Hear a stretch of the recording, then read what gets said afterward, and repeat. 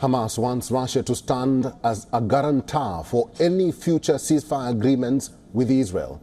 It believes the US, an ally of Israel, is not working to reach a ceasefire deal until the war in Gaza is finished. Israel has issued a warning to Hamas to accept the United Nations-backed deal or face consequences. Meeting Russia's deputy foreign minister in Moscow, head of Hamas's foreign relations pledged to secure the release of remaining Russian hostages from Gaza.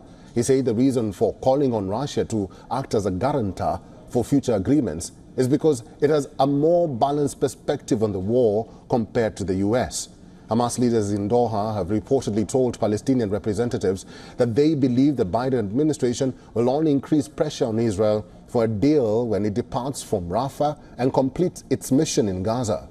Meanwhile, concluding his visit to Washington, Israel's Defense Minister Yoav Gallant has threatened Hamas that it will bear the consequences if it does not accept United Nations-endorsed proposal for hostage and truce deal.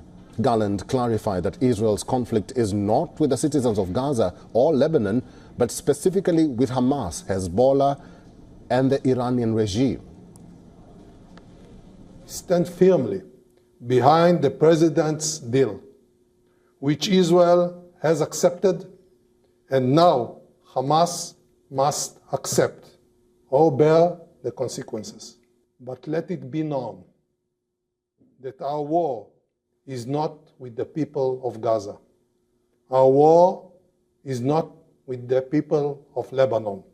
Our war is against Hamas, against Hezbollah, and their backers, the Iranian regime.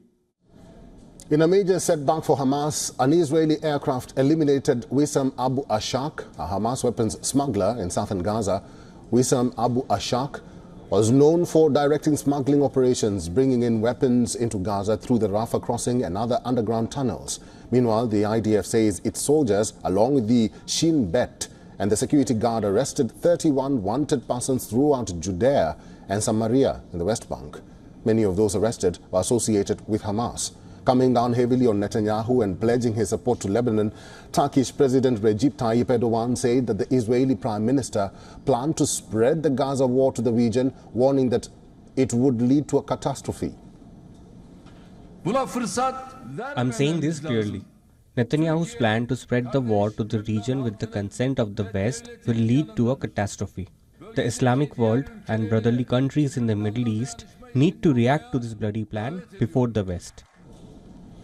As the war in West Asia spills over, Iran has expressed its reservations over Iraqi militias planning to support Hezbollah in an event of a full-scale war. Now, according to sources, Iran wanted to supply Hezbollah with arms and redeploy Iraqi militias in Syria without attracting Israeli airstrikes. However, they are yet to go ahead with the plans. For all the latest news, download the WION app and subscribe to our YouTube channel.